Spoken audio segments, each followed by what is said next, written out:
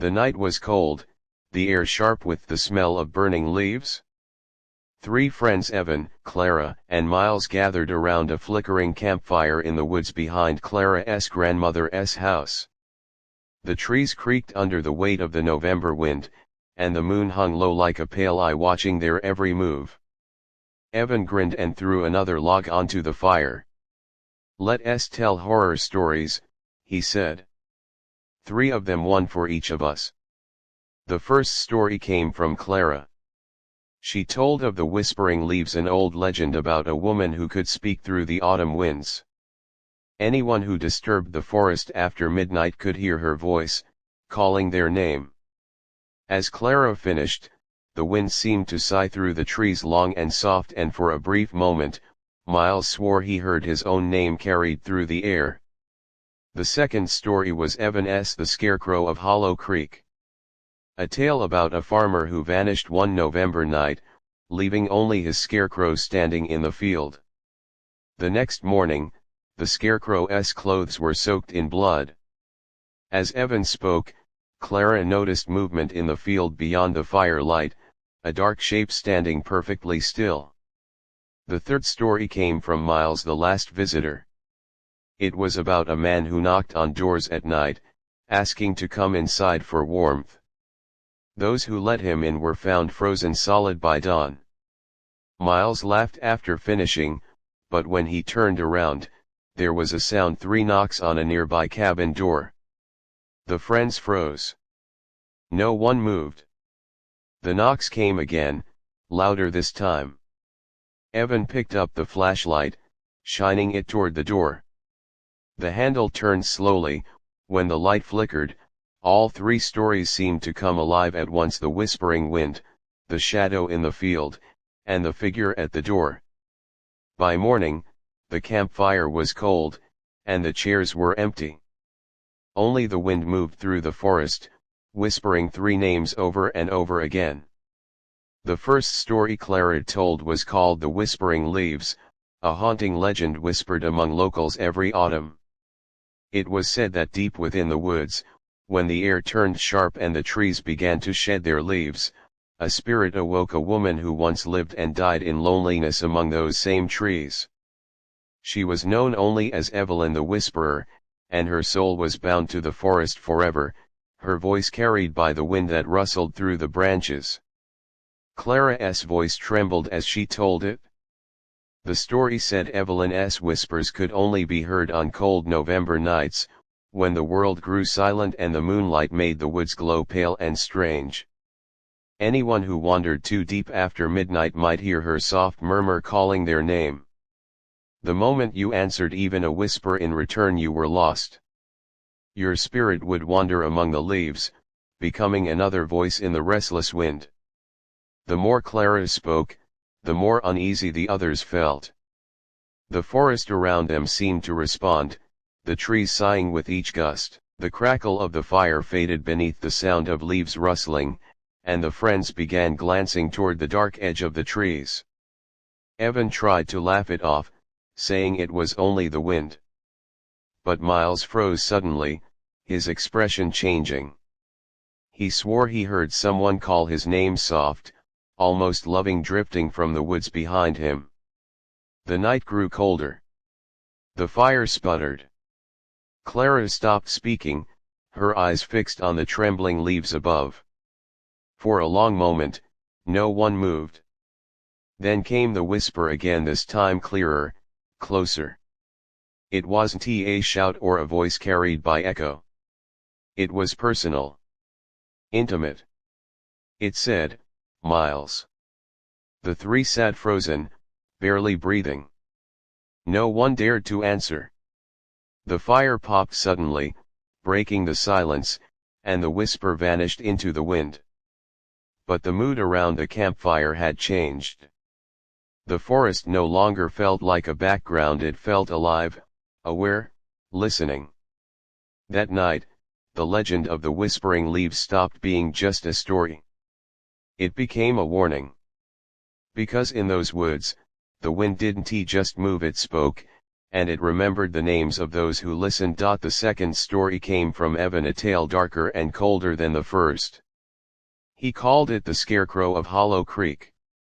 It was a story whispered by farmers and hunters who passed through the valley each autumn, a warning about a creature that stood in a forgotten field, waiting for the right November night to move again. Evan's voice was steady, but his tone carried an eerie thrill as he told it. Many years ago, there was a farmer named Thomas Greer who owned the largest cornfield in Hollow Creek. He was a proud man, but cruel.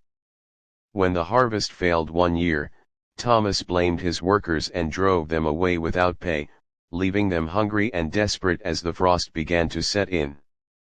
One of them, an old man who knew the ways of curses, warned him that greed had its price. But Thomas laughed and built a scarecrow that night to ward off bad luck. He stuffed it with the old man's torn clothes, his hat, and even the tools he left behind. He placed it at the edge of the field and nailed a wooden smile across its face. But when morning came, Thomas was gone. His wife found the scarecrow still standing, its gloves dripping red, its eyes replaced by something that gleamed like glass, staring straight at the farmhouse. Evan paused, staring into the darkness beyond the campfire. "They say the scarecrow walks when the wind changes direction," he whispered. "It moves when no one's watching. Every November, it looks for someone who laughs at its story, someone who doesn't believe." The wind suddenly picked up, scattering embers from the fire. Clara shivered and turned toward the field behind them. For a split second, she thought she saw something tall and crooked among the dried stalks, a silhouette that hadn't been there before. Its shape was wrong, too still, too human. Evan laughed nervously, insisting it was just a shadow, but the uneasy silence that followed was too heavy to ignore.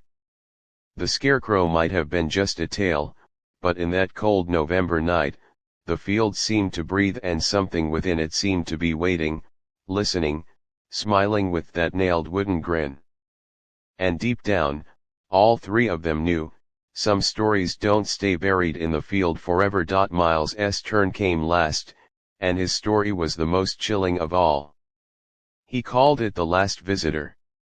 His tone was quiet and deliberate, the kind that made you lean in closer without realizing it. The fire crackled softly, and the forest wind had grown still, as if waiting to listen. Miles began, "They say there's a man who wanders through small towns on the coldest nights of November, just when winter is about to begin. He goes door to door, knocking softly, asking in a calm, pleading voice, 'May I come in for a moment? It's so cold out here.' At first, the visitor looks ordinary, a tired traveler in a long coat, his face hidden beneath a wide-brimmed hat.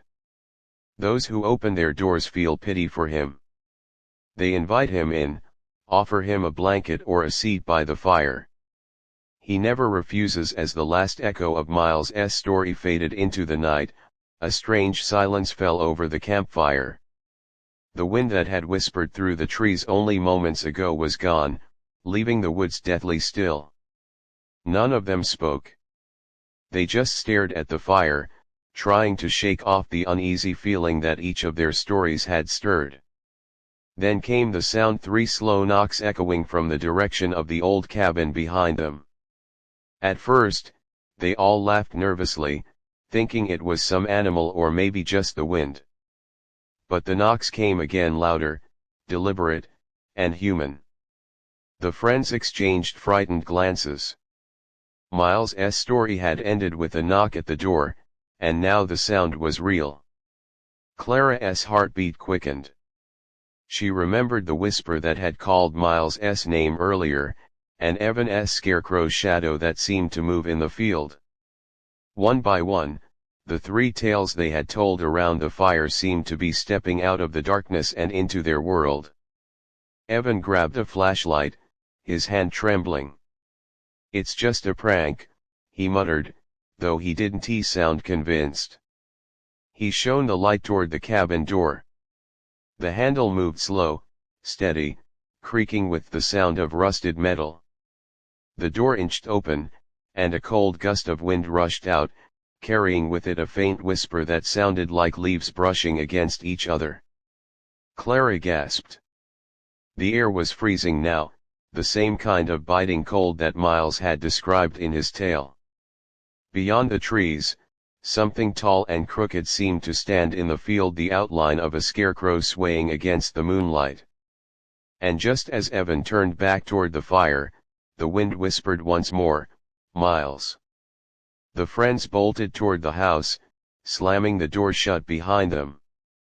But it was too late. The stories had already crossed the line between imagination and reality. The forest was alive with voices, the Scarecrow's shadow stretched across the window, and from the other side of the door came a polite, icy voice, "Please, may I come in?" By morning, the fire pit was cold and untouched. The chairs were still there, but the forest whispered three names over and over again, as if remembering a story that had ended too soon. Some stories, it seemed, don't just get told. They get lived. Not every story is meant to be told. Some are meant to stay silent, or they might start telling themselves through you.